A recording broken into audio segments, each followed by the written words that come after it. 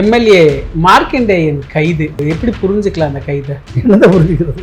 Public மீட்டிங்கில் பேசுறதுக்கெல்லாம் வழக்கு போடணும்னா அப்போ விஜய் பேசுறதுக்கெல்லாம் யார் போடுறது வழக்கு? ஆனால் முதல்வரை எலும்பு முறிப்பேன்னு சொல்றதெல்லாம் சரியா? முதல்வர் வந்து கொத்து பரோட்டா போடுறேன்னு சொல்லலாமா? முன்னாள் முதல்வரை கொத்து பரோட்டா போட்டேன்னு சொன்னா என்ன அர்த்தம்? கண்டதண்டமா வெட்டி போட்டேன்னு அர்த்தம். இப்படிப்பட்ட அர்த்தம் விளங்கக்கூடிய ஒரு வார்த்தையை ஒரு முதல்வர் வந்து சட்டசபையிலையும் பொதுக்கூட்டத்திலையும் பேசலாமா?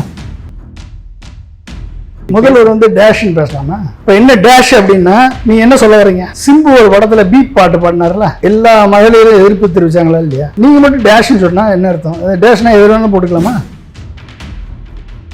எலும்பு முடிச்சிருவேன்னு சொல்லிட்டாரு, முதல்வர் சொல்லலாமா? அப்படி ஆச்சா பூச்சான்னு சொல்லி அவர் மேல கேஸை போட்டு அரெஸ்ட் பண்ணுவீங்களா? திமுக தூங்கிட்டு இருக்கு, அதனால நீங்க தப்பிச்சுக்கிட்டு இருக்கீங்க. எப்ப சார் ஆட்சி நடத்துவீங்க? எப்ப ஆட்சி நடத்துவீங்க? உங்களுடைய கட்சிக்காரர்கள் விர்ச்சுவல் வாரியர்ஸ் வாய்ஸ் ஆஃப் காமன்ஸ்ல அவதூறு ஃபேக்டரி நடத்துறீங்களே, அவங்க வந்து டெய்லி அசிங்கமா பேசி கலாச்சார சீரழிவை இன்னமும் ஏற்படுத்திட்டு இருக்காங்க உங்களுடைய கட்சிக்காரர்கள். அவர்களுக்கெல்லாம் என்ன ஆக்ஷன்? சர்வாதிகார ஆட்சி தானே சொல்ல முடியும். பிஜேபியுடைய ப்ராக்சி கவர்மெண்ட் தானே நடத்துறீங்க. ஆதவர்ஜுனா கூட முன்னாள் முதலமைச்சரை முட்டாள் முதலமைச்சர்னு சொன்னாரு. முட்டாள் முதலமைச்சர் நீங்க செந்தில் பாலாஜியை ரவுடின்னு சொன்னாரு. இவங்களும் பேசி இருக்கிறாங்க அப்படின்னு பலரும் இப்போ. ஆமா, நீங்க முட்டாள் முதலமைச்சர் சொன்னவர் மேல இப்ப கேஸ் போடணும்னு சொல்லி ஒரு கோர்ட்ல கேஸ் போட்டா என்ன பண்ணுவீங்க? அப்ப உங்களுக்கு வந்தா ரத்தம், மத்தவங்களுக்கு வந்தா தக்காளி சட்னியா? தொட்ட 90க்கு கைது அப்படி ஒரு இடத்துக்கு இந்த அரசு போயிருச்சா சார்? இந்த 2 மாசம் வேற அவங்ககிட்ட வேற ஒரு சரக்கு இல்ல. கைது பண்றதுதான் அவங்களுக்கு இருக்க உச்சபட்ச அதிகாரம். 91, 96 ஜெயலலிதா வந்த உடனே மக்கள் ஆட்சி என்பதை மறந்து விட்டு முதல்வர் பதவி என்பது ஏதோ மிகப்பெரிய ஒரு பதவி என்ற எண்ணத்துல போலீஸ் துறையை வைத்து ஆடாத ஆட்டமெல்லாம் ஆடினார்கள். மக்கள் தூக்கி எறிந்தார். அதை விட அதிகமாக ஆடிக்கொண்டிருக்கிறார் திரு விஜய். அந்த நிலை விஜய்க்கு வரும்.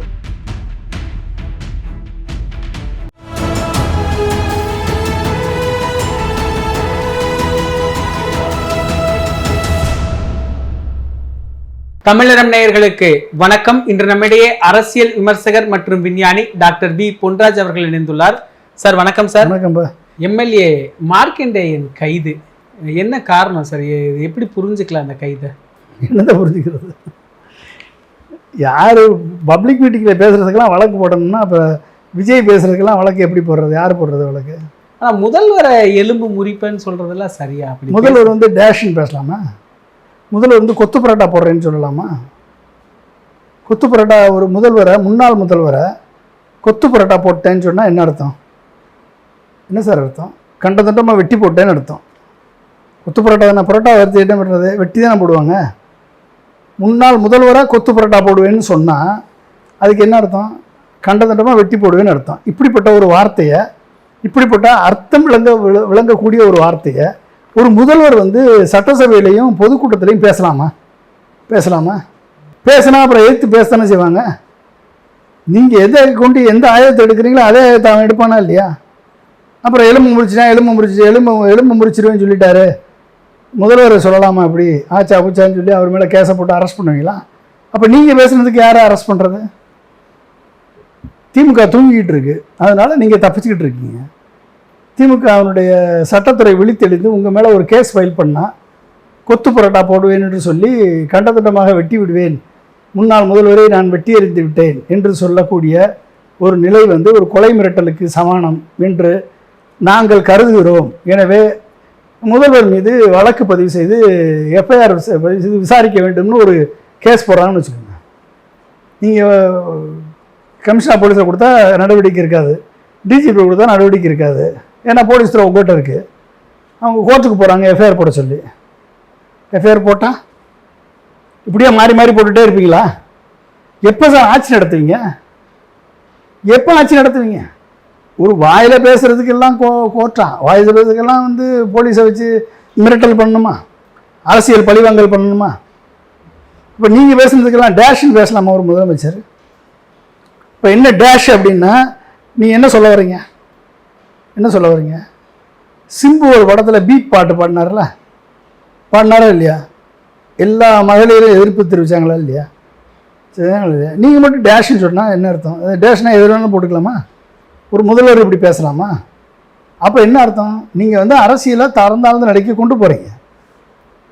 நீங்கள் பேசுகிறதுனால அவங்க பேசுகிறாங்க, நீங்கள் பேசுகிறதுனால அவங்க வந்து பேச வேண்டிய சூழல் வருது. உடனே அரெஸ்ட் பண்ணுவீங்களா நீங்கள்? அரெஸ்ட் பண்ணி எத்தனை பேர் அரெஸ்ட் பண்ணுவீங்க நீங்கள்? இப்போ உங்களுடைய கட்சிக்காரர்கள் வெர்ச்சுவல் வாரியர்ஸு வாய்ஸ் ஆஃப் காமன்ஸில் அவதூறு ஃபேக்ட்ரி நடத்துகிறீங்களே, அவங்க வந்து டெய்லி அசிங்கமாக பேசி கலாச்சார சீரழிவை இன்னமும் ஏற்படுத்திட்டு இருக்காங்க உங்களுடைய கட்சிக்காரர்கள். அவர்களுக்கெல்லாம் என்ன ஆக்ஷன் சொல்லுங்கள்? என்ன ஆக்ஷன் எடுத்திருக்கீங்க இது வரைக்கும்? அவங்க மேலெல்லாம் வழக்கு கிடையாதா? உங்கள் கட்சிக்காரர்கள் மேலே எந்த வழக்கும் கிடையாதா?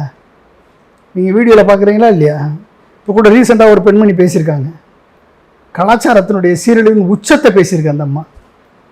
அப்போ நம்ம என்னது சொல்கிறது? இப்போ அவங்க மேலெல்லாம் வழக்கு போட மாட்டீங்களா?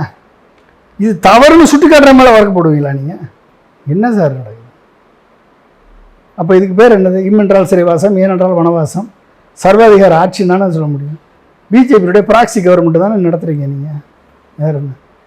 இதுல அந்த ஆதவ அர்ஜுனா கூட முன்னாள் முதலமைச்சரை முட்டாள் முதலமைச்சர்னு சொன்னாரு. முட்டாள் முதலமைச்சர் நீங்க செந்தில் பாலாஜியை ரவுடின்னு சொன்னாரு. இவங்களும் பேசி இருக்கிறாங்க அப்படின்னு பலரும் இப்போ.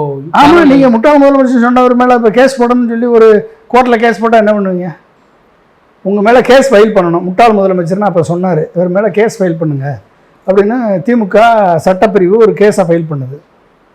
அப்போ உங்களுக்கு வந்தா ரத்தம், மற்றவங்களுக்கு வந்தா தக்காளி சட்னியா? தொட்ட 90க்கு கைது அப்படி ஒரு இடத்துக்கு இந்த அரசு போயிருச்சா சார்? இந்த 2 மாசம் வேற அவங்ககிட்ட வேற ஒரு சரக்கு இல்லை, கைது பண்றதுதான் அவங்களுக்கு இருக்க உச்சபட்ச அதிகாரம். இது எப்படி பழிவாங்கல்னு புரிஞ்சுக்கலாமா? பழிவாங்கிறது தானே. இப்போ என்ன வேற என்ன இருக்கு? ஒட்டுமொத்தமாக மிரட்டுறது, என்னை பற்றி பேசாத, என்னை பற்றி சொல்லாத, என்னை பற்றி கிரிட்டிசைஸ் பண்ணாத, கிரிட்டிசைஸ் பண்ணால் நான் அரெஸ்ட் பண்ணி உள்ள தள்ளுவேன், உனக்கு நான் இடைஞ்சல் பண்ணுவேன் அப்படின்றது தானே. அது மிரட்டல் தானே. அது இப்போ பலரும் சொல்கிறாங்க 91, 96 ஜெயலலிதா ஆட்சி காலம், காவல்துறையை வச்சு அவங்க இது மாதிரி தான் பண்ணாங்க, விஜய் அதே மாதிரி தான் ரொம்ப அதை பண்ணிக்கிட்டு இருக்கிறாரு அப்படின்னு ஒரு விமர்சனம் வைக்கிறாங்க. அந்த காலகட்டம் அப்படி தான் இப்போ. அதான் அப்படி தான் இருக்குது. 91, 96 ஜெயலலிதா எந்த அளவுக்கு வந்த உடனே தன் மக்களாட்சி என்பதை மறந்துவிட்டு ஏதோ காண கிடைக்காத பொக்கிஷம் நம்மளுக்கு கிடைத்து விட்டது, முதல்வர் பதவி என்பது ஏதோ மிகப்பெரிய ஒரு பதவி என்ற எண்ணத்தில் போலீஸ் துறையை வைத்து ஆடாத ஆட்டமெல்லாம் ஆடினார்கள். மக்கள் தூக்கி எறிந்தார்கள். அந்த நிலை விஜய்க்கு வரும். அதை விட அதிகமாக ஆடிக்கொண்டிருக்கிறார் திரு விஜய் அவர்கள். விஜயை பற்றி யாரும் பேசக்கூடாது, விமர்சிக்க கூடாது. ஜனநாயக நாட்டில் விமர்சிக்க கூடாது, விஜயை பற்றி பேசக்கூடாது. ஏன்னா அவரால் ஒன்றும் செய்ய முடியலை. ஒன்றும் செய்ய முடியாதவர் நீங்கள் செய்ய முடியலன்னு சொல்லிகிட்டே இருந்தீங்கன்னா என்ன அர்த்தம்? ஒன்றும் தெரியாதவரை போய் நீங்கள் எதிர்பார்த்தீங்கன்னா என்ன அர்த்தம்? அவர் சொன்ன ஏதாவது நிறைவேற்றிருக்காரா? அவர் சொன்ன ஏதாவது ஒரு வாக்குறுதியாக நிறைவேற்றிருக்காரா? கரண்ட் 200 யூனிட் கம்மி பண்ணியிருக்காரு. அது பேர் என்னது? 3 மடங்கு மின்சார கட்டணத்தை உயர்த்திட்டு 200 யூனிட் கம்மி பண்ணியிருக்காரா? 500 யூனிட்டுக்கு மேலே போச்சுன்னா 100 யூனிட்டு பழைய ரெக்கார்டு, அதுலேயும் 4.77 ஏற்றிட்டாரு. இதுக்கு பேர் வாக்குறுதி நிறைவேற்றுறதா? தவறு நடந்துருச்சுங்கிறாரு சார். மின்சார என்ன தவறு நடந்துருச்சு? நாங்கள் அடுத்த கரண்ட் என்ன இவர் மின்சார கட்டணத்தை ஏற்றி தவறு பண்ணிட்டாருன்றதை ஒத்துக்கிறாரா? சொல்லுங்கள், என்ன தவறு நடந்துச்சு? தவறு நடந்த 5 ஆண்டுகளில் திமுக ஆட்சியில் தவறு நடந்துச்சு அப்படின்னா திமுக ஆட்சி எப்படி தடையற்ற மின்சாரம் கொடுத்தது? ஏன் உங்களால் கொடுக்க முடியல? ஏன் கொடுக்க முடியல? Because your inefficient in your administration. ஒரு ஒன்றுத்துக்கு உதவாத வெட்டி பேச்சு பேசக்கூடிய, ஒரு விருதா பேச்சு பேசக்கூடிய, வம்பு வழக்கு இழுக்கக்கூடிய ஒரு ஆர்எஸ்எஸ்லேருந்து வந்த ஒரு அமைச்சரை மின்சாரத்துறைக்கு போட்டால் அந்த துறை எப்படி விளங்கும்? துறை எப்படி சார் விளங்கும்? அந்த ஆளுக்கு பேச மட்டும் தான் தெரியும், வேறு ஒன்றும் இல்லை, கதை இல்லை, சங்கதி இல்லை, நிர்வாகத்திறன் இல்லை, ஒன்றும் இல்லை. அந்த ஆளை போய் போட்டிங்கன்னா எப்படி அந்த துறை விளங்கும்? அமைச்சரே சரியில்லையே, அப்புறம் எப்படி அந்த துறை விளங்கும்? துறை எப்படி ஒழுங்காக ஒர்க் ஆகும்? இப்போ நீங்கள் குறிப்பிட்டீங்க சார் முன்னாடி பாஜகவோட ஒரு ப்ராக்சி கவர்மெண்ட் தான் விஜய் அப்படின்னு. காங்கிரஸ் உடன் இருக்கிறாங்க, காங்கிரஸ் பாஜக எதிர்த்து நிற்கக்கூடிய ஒரு கட்சி. அந்த கட்சி எப்படி விஜய் கூட இருக்கும்போது பாஜகவுடைய திட்டங்களை விஜய் செயல்படுத்துறாருன்னு புரிஞ்சுக்க. காங்கிரஸ் போய் ஒட்டிக்கிச்சு, ராகுல் காந்தி போய் ஒட்டிக்கிட்டாரு, ஒரு கிறிஸ்டியன் சொல்லி ஒட்டிக்கிட்டாரு அவர். ராகுல் காங்கிரஸ் பாஜக ஆள் விஜய்னு தெரியாமே இருக்கிறாங்கன்னு புரிஞ்சுக்கலாம். இல்லை, விஜய்னு தெரியாமன்னு இல்லை, விஜய்க்கே தெரியாது நம்மளை இந்த அளவுக்கு ஜெயிக்க வைப்பாங்கன்னு. அமித்ஷா அதிமுக எடப்பாடியை காலிவரன்றதுக்காக அமித்ஷா 15% ஓட்டை இங்கிட்டு மாற்றி விட்டார். அது இவங்களுக்கே தெரியாது. அந்த சிபிஐ விசாரணைக்கு போனப்போ தான் கவலைப்படாத, நீ ஒன்றும் கவலைப்படாதுன்னு சொல்லி அனுப்பி விட்ருக்காங்க. புரிஞ்சுக்கிட்டீங்களா? அதனால தான் வெளியே கையை அனுப்பிச்சிட்டு வந்தது. ஆனால் அமித்ஷாவே பார்க்கலையா சார்? 2 தடவை போய் அமித்ஷா இதுக்கு பார்க்கணும், அவருடைய அதிகாரிகிட்ட சொல்லி பேசினா போதாதான்? அமித்ஷா கடும் கோபத்தில் இருக்கிறார். அப்படிதான் வெளியே சொல்லணும். வெளியே அப்படிதான் சார் சொல்லணும். வெளியே அப்படிதானே சொல்லணும். அமித்ஷா கடும் கோபத்தில் இருக்காருன்னு நேரம் குதிரை பேரத்துக்கு இந்த கட்சி ஆட்சியை கலைச்சிருப்பாங்கல்ல. அமித்ஷா கடும் கோபத்தில் இருக்காருன்னா அவுட்புட் என்ன, அதை பார்க்கணும் நீங்கள். What is output? அப்போ விஜய் குதிரை பேரம் நடத்தின பிறகும் கண்டினியூ ஆகுது அப்படின்னா அந்த ஆட்சி அமித்ஷாவுடைய அருள் இல்லாமல் எப்படி கண்டினியூ ஆகும்?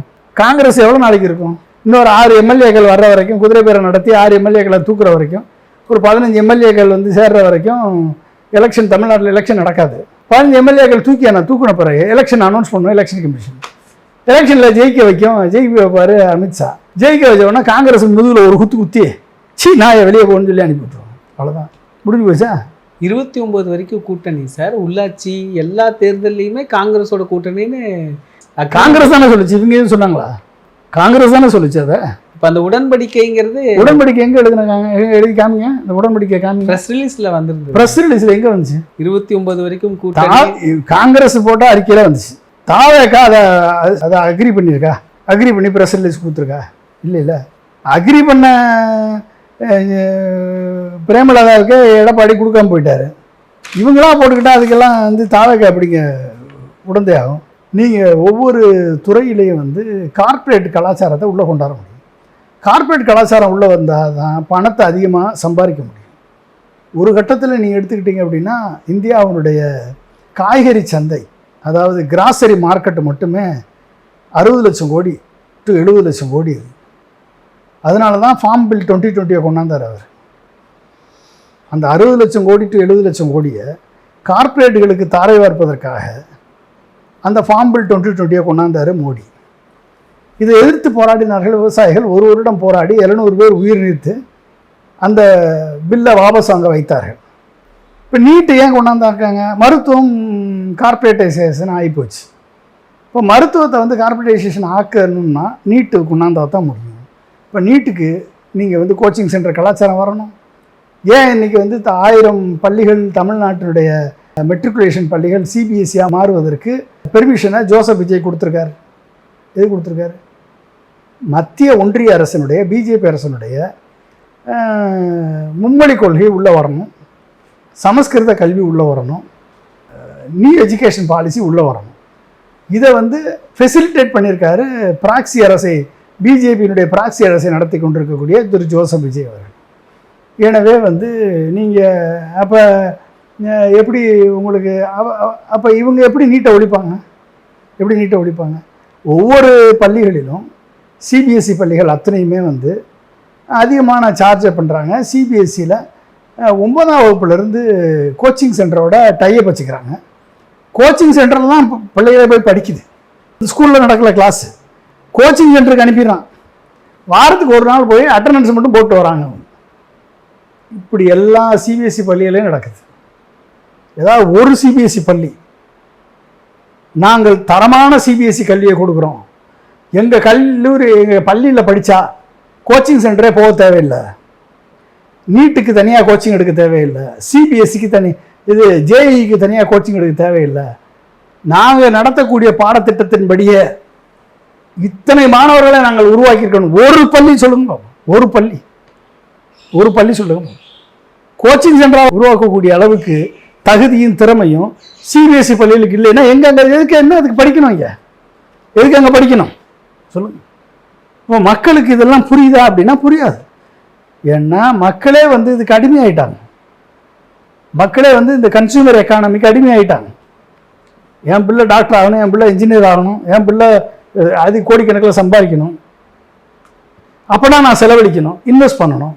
அப்போ என்ன ஆகுது அப்படின்னா கார்ப்பரேட் வந்து மக்களை வந்து சர்வீஸாக எதெல்லாம் கவர்மெண்ட் வச்சுருந்ததோ, திராவிட இயக்கம், திமுக அதிமுக கட்சிகள் இதெல்லாம் சர்வீஸாக உருவாக்கி சர்வீஸாக காமிச்சிச்சோ அதெல்லாம் இன்றைக்கி கன்சியூமர் எக்கானமியாக மாற்றியாச்சு மோடி அரசில். அந்த கன்சியூமர் எக்கானமியை செயல்படுத்துறதுக்கு தான் இன்றைக்கி பிராக்சி கவர்மெண்ட்டு, விஜய் கவர்மெண்ட் வந்திருக்கு. நல்லா புரிஞ்சுக்கிட்டீங்களா? அப்போ என்ன ஆகுது அப்படின்னா உங்களுக்கு ஒட்டுமொத்த கல்வியும் மருத்துவமும் தொழில்துறையும் உற்பத்தி துறையும் வேளாண்மை துறையும் அனைத்து துறைகளும் அரசு துறைகளும் எல்லாமே கார்ப்பரேட்டைசேஷன் ஆகிப்போச்சு. அப்போ என்ன சொல்லுவாங்க? இப்போ போலீஸ் வந்து உங்களை அரெஸ்ட் பண்ணுது, என்ன சொல்லுவாங்க? சார் எங்களுக்கு ஒன்றும் தெரியாது சார், மேலேருந்து சொல்கிறாங்க சார், நாங்கள் செய்கிறோம் சார். நீங்கள் வந்து ஒரு கலெக்டர் ஆஃபீஸ் போகிறீங்க, போய் கேட்டிங்கன்னா என்ன சொல்லுவாங்க, சார் எங்களுக்கு ஒன்றும் தெரியாது சார், நாங்கள் வந்து அவங்க சொல்கிறத நாங்கள் செய்கிறோம் சார், அவ்வளோதான் சார், இன்றைக்கி வராது சார் ரிசல்ட்டு, அவங்க கொடுத்தா நாங்கள் கொடுக்குறோம் சார்.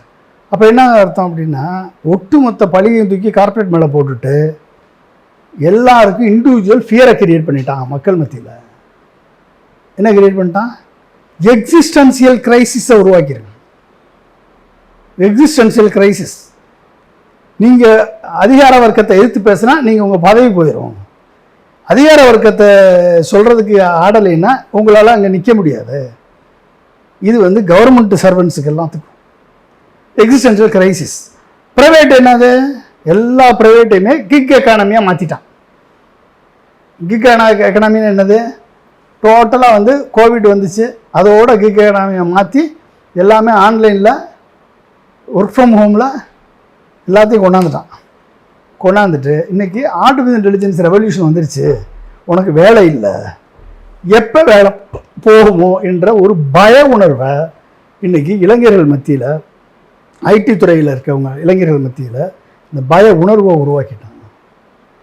எப்போ வேலை போகும்னு தெரியாது, புரிஞ்சுட்டீங்களா? எப்போ வேலை போகும், எப்போ பதவி போகும், எப்போ இஎம்ஐ கட்டுறது நிற்கும், ஒன்றும் தெரியாது. நிகழ்கால அரசியல் குறித்து பல தகவல்களை பகிர்ந்து கொண்டதுக்கு நன்றிங்க. நன்றி, வணக்கம். இதே போன்று நிகழ்கால அரசியலின் சாரம்சங்களை அரசியல் ஆளுமைகளின் நேர்காணல் வழியே தொடர்ந்து காண தமிழ் நிறம் வலையொலியை சப்ஸ்கிரைப் செய்யுங்கள். தங்களின் மேலான கருத்துக்களை கருத்துளை பெட்டியில் பதிவிடுங்கள். நன்றி, வணக்கம்.